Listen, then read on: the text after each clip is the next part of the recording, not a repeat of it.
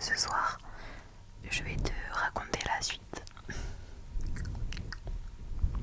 Pour t'endormir, te détendre, te relaxer, tu peux déjà fermer les yeux. Si ce n'est pas encore fait, je te conseille aussi du coup de t'installer confortablement, de te mettre dans ton lit, de te mettre dans un endroit calme, un endroit où tu pourras te relaxer et pourquoi pas du coup t'endormir tranquillement. À l'heure où je tourne cette vidéo, il fait vraiment archi chaud. Mais bon, ça va, je vais survivre à la chaleur. Bon, du coup, est-ce que tu te souviens du titre de la vidéo, du livre que je te disais, ou pas du tout? C'était Le Jardin des Souvenirs, avec du coup Elena et son grand-père qui, à la fin de l'histoire, commence déjà à être malade. Donc aujourd'hui, je vais te raconter la suite de l'histoire. Déjà, je vais commencer par prendre mon livre tout doucement. Et j'adore le bruit des pages. C'est hyper relaxant.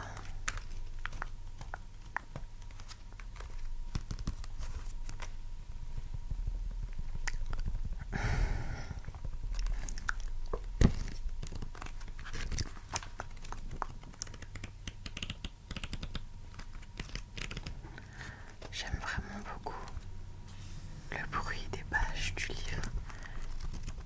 J'aime aussi l'odeur des livres en vrai.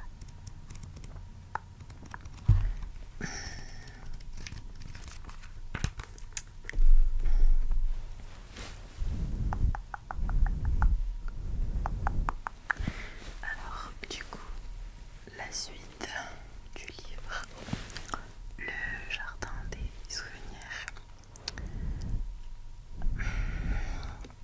Le premier sous-titre étant Le Silence et la veille. Le froid était arrivé sans prévenir. L'air du matin était devenu tranchant et la brume restait beaucoup plus longtemps sur les vitres. Dans la maison, le feu crépitait souvent, mais c'était un feu très très discret, économe. Elena dormait dans la chambre juste à côté.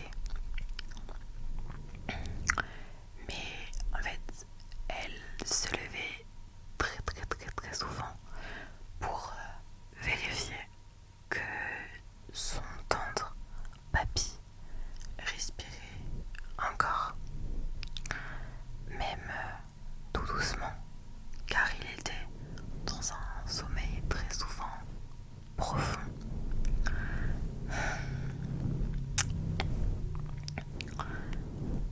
Et les médecins parlaient pas avec des mots que l'enfant ne comprenait pas. En fait, Elena n'écoutait plus. Elle préférait se concentrer sur les battements du cœur du jardin.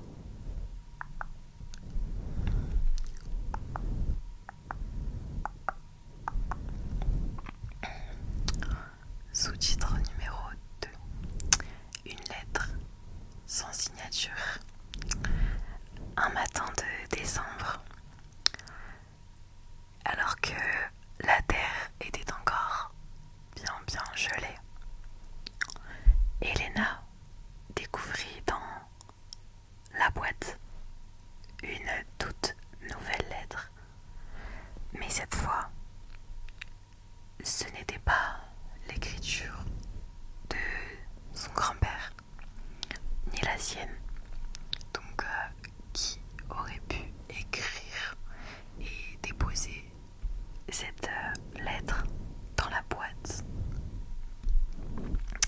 le jardin des souvenirs.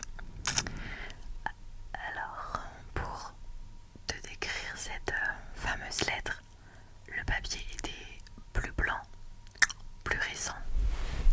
Attends, hop, je vais mettre comme ça sera mieux. Et pourtant, il portait une odeur ancienne.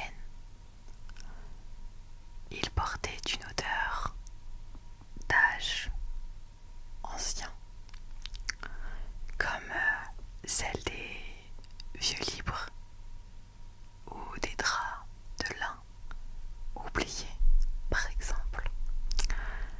Il était écrit dans cette lettre: pour toi qui viens des mains pleines de silence, tu n'es pas seul. Chaque mot que tu poses ici réveille la mémoire de ceux qui sont partis. Alors, continue. Nous t'écoutons. Elena relut plusieurs fois ces mots. Le message était quand même assez simple en soi. Mais elle sentit quelque chose changer en elle. Elle n'était plus une enfant qui racontait. Elle était devenue une gardienne. Cette nuit-là, elle descendit au jardin beaucoup plus tard que d'habitude. Et le ciel était d'un bleu presque noir. Elle aurait pu se perdre dans l'obscurité du ciel. Les étoiles semblaient s'être rapprochées. L'olivier, immense, dans l'obscurité, projetait une ombre qui semblait battre comme un cœur.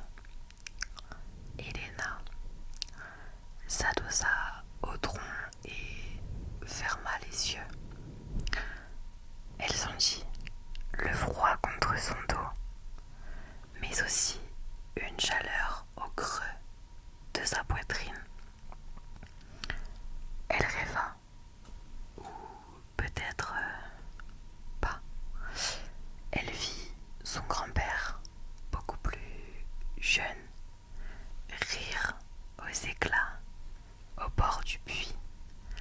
Elle le vit danser dans l'herbe, chanter doucement.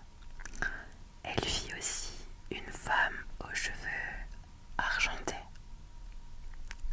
cueillir des pétales. Et elle vit aussi une petite boîte, beaucoup plus ancienne encore, remplie de lettres qui n'étaient pas encore écrites.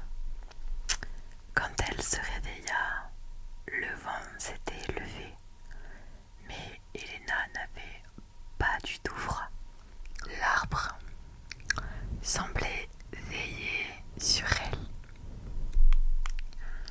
Au petit matin, Elena retourna dans la chambre. Son grand-père dormait, mais son souffle était très très calme, profond. Elle s'approcha de lui prit la main. Il ouvrit les yeux lentement et dit simplement: tu l'as entendu, toi aussi. Elle hocha la tête. Ils ne parlèrent plus.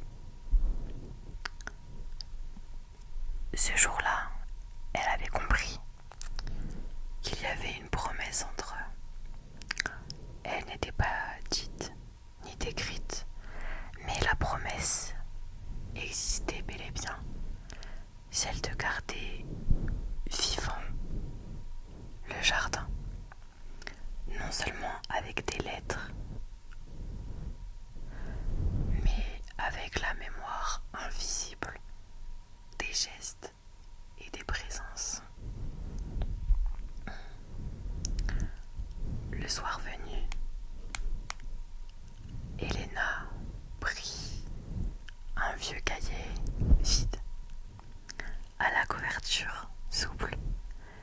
elle décida de ne plus écrire seulement une lettre. Elle allait tout raconter, pas pour les autres, pour le jardin, pour que plus tard, s'il pleuvait longtemps ou si la neige recouvrait tout, quelqu'un puisse lire ce cahier et comprendre le jardin des souvenirs. Elle écrivit sur les rires oubliés, les jours de pluie, les parfums d'enfance. Elle raconta les silences, les pleurs, les joies qui n'avaient pas de mots. Chaque soir, elle ajoutait une page, parfois une page vide aussi, pour les émotions sans phrase, pour les larmes qu'elle ne comprenait pas. Peu à peu, elle sentit que le jardin lui répondait. Ce n'était pas une voix comme une autre, ni comme dans un conte, mais comme une sensation. Quand elle posait sa main sur l'écorce de l'arbre, elle sentait une chaleur lente et tranquille. Quand elle s'asseyait dans l'herbe, les oiseaux venaient beaucoup plus près. Même le vent semblait marcher avec elle. Elle comprit alors que chaque souvenir posé dans ce lieu devenait une racine, et que les racines reliaient le passé, le présent et peut-être même ce qui n'était pas encore venu. Une nuit, alors que le ciel était couvert, Elena ne parvient pas du tout à dormir. Elle alla alors dans la chambre de son grand-père. Il était éveillé lui aussi. Ils ne se parlèrent pas. Elle s'allongea à côté de lui, sa tête contre son bras. Et ils restèrent comme ça pendant des heures et des heures.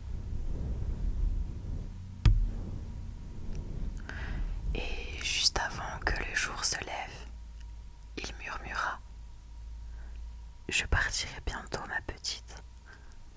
Mais t'inquiète pas, je resterai auprès de toi, dans chaque page. » Elle répondit à son grand-père: « Je sais, papy. »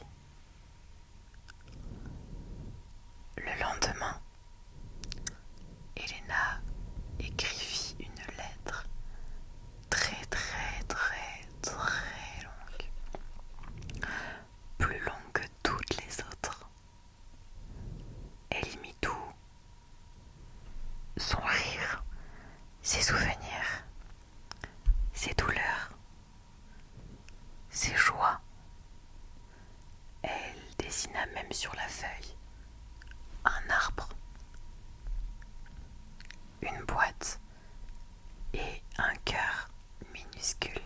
Elle signa: « Pour toi, où que tu sois. » Et elle déposa cette lettre dans la boîte sans la plier. Puis elle resta assise et attendit que le vent tourne. Fin de la deuxième partie. J'espère que cette partie t'a plu. J'espère qu'elle a pu t'apaiser et te détendre. J'ai ramené un petit accessoire. Si jamais tu ne lecture a été beaucoup trop rapide.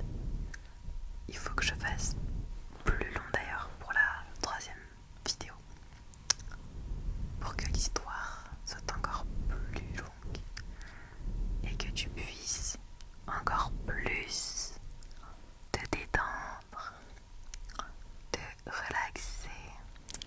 Alors attends, je vais prendre mon panier. Hop.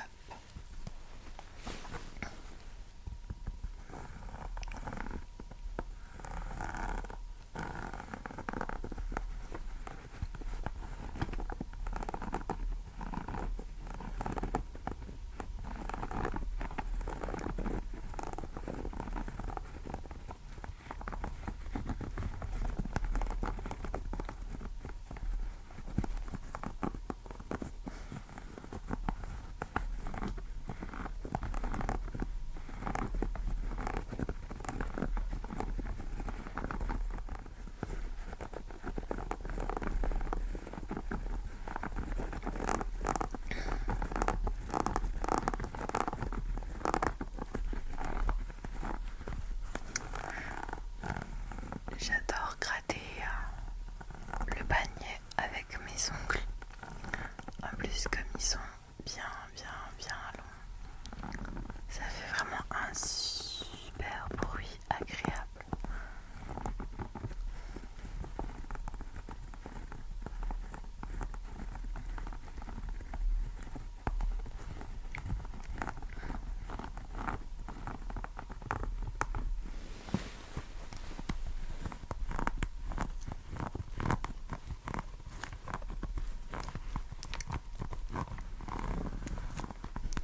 Ce panier, je crois, je l'ai à chaque vidéo.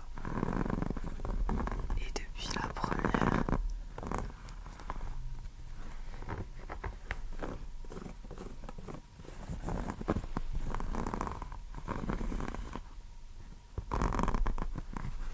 C'est un panier que j'avais acheté en plus sur un coup de tête. Finalement, j'ai bien fait de le prendre.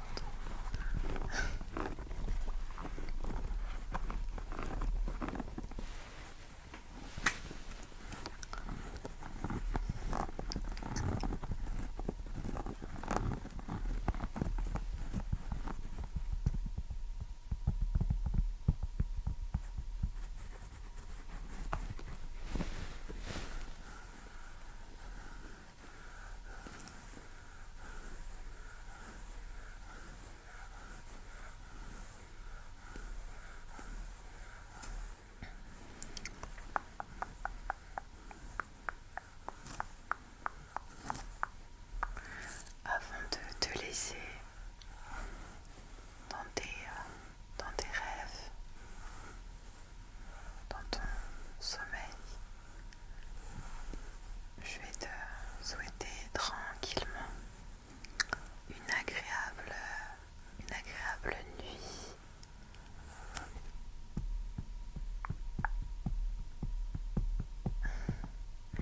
J'espère que tu vas bien te reposer et que quand tu te réveilleras, tu seras en forme pour faire toutes les choses que tu dois faire.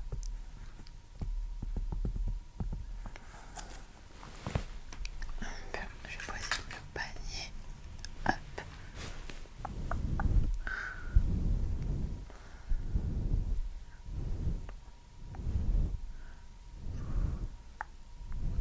J'adore cette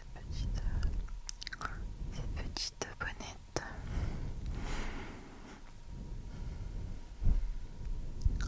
Pour les personnes qui notent des idées de vidéos en commentaire, je lis et je réponds à beaucoup de commentaires. Je note vos idées. Si les vidéos ne sont pas encore faites, c'est que j'en ai d'autres de prévues. Donc petit à petit, vos idées apparaîtront sur la chaîne si elles sont pertinentes, évidemment. Donc n'hésite pas à me laisser un commentaire si tu vois des points sur lesquels je peux m'améliorer ou si tu as aussi des choses à dire